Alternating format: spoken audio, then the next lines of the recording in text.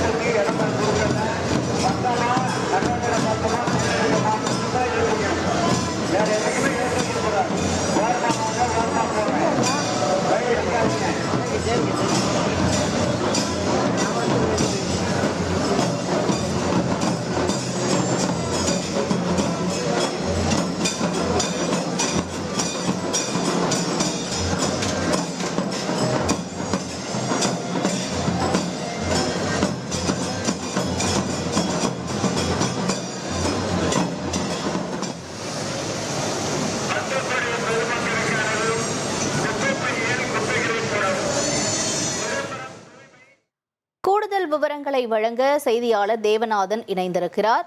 தேவநாதன், இந்த தேரோட்ட சிறப்புகள் பற்றி சொல்லுங்க. கடலூர் மாவட்டம் சிதம்பரத்துல வரலாற்று சிறப்பு மிக்க நடராஜர் ஆலயம் உள்ளது. இந்த ஆலயத்துல வருடத்துல 2 திருவிழாக்கள் மிக சிறப்பாக நடைபெறும். ஒன்று ஆனி மாதத்துல வர ஆனி திருமந்தின விழா, அடுத்து மார்கழி மாதத்துல வர ஆருத்ரா தரிசன விழா.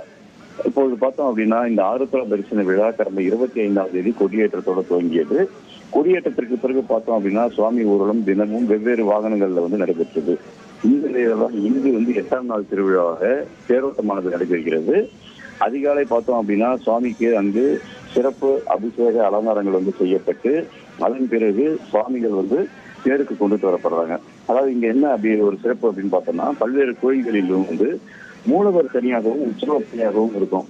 அதாவது தேரோட்டம் போன்ற வீதி விழாக்கள்ல பார்த்தோம் அப்படின்னா உற்சவ மூர்த்திகள் தான் பயன்படுத்துறது வழக்கம். ஆனா சிதம்பரம் நடராஜர் ஆலயத்தை பொறுத்த வரைக்கும் பார்த்தோம் அப்படின்னா மூலவரே உற்சவராக தேரில் அமர்ந்து ஊர்வலம் வருவதுதான் சிறப்பு வாய்ந்தது.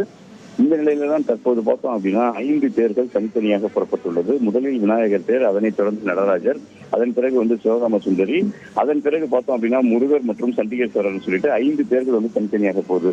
இந்த 4 மாத வீதிகளிலும் பார்த்தோம் அப்படின்னா ஏராளமான பக்தர்கள் காலை முதலே கூடியிருக்கிறாங்க. இவங்க தேரை வடம்பிடித்து எழுப்பதுடன் சிலர் பார்த்தோம் அப்படின்னா சிவ நடனங்களும் அங்க சொல்லிட்டு இருக்காங்க. பஞ்ச வாத்தியங்களுடைய அந்த பஞ்ச வாத்தியங்கள் முழங்க இந்த வீதி உலாவானது தற்போது நடைபெற்று இருக்கு.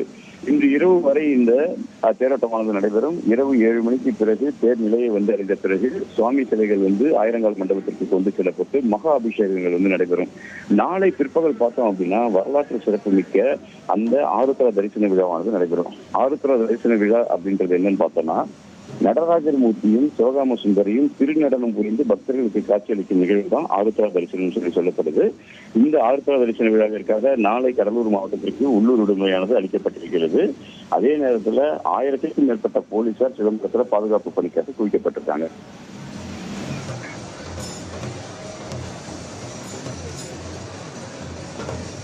உங்களுடைய தகவல்களுக்கு நன்றி தேவநாதன்.